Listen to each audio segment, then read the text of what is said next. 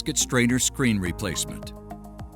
It is always proactive to have an extra Naltex liner, screen element, and gaskets to change during a screen element change.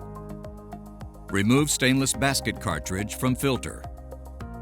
Loosen and remove stainless clamp.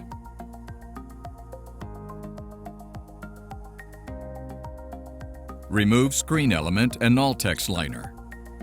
If able, wash the stainless basket cartridge and inspect for damage.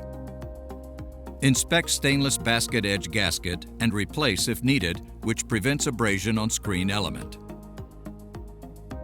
Install Naltex liner.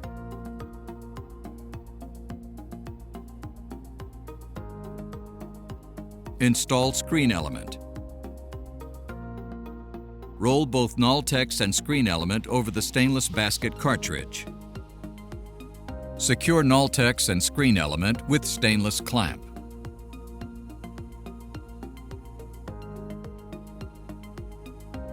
Install basket assembly into filter. Retain old Naltex and screen element for pressure washing and reuse on a future application. Tighten lid closure to specifications. Pressurize the system and inspect for leaks.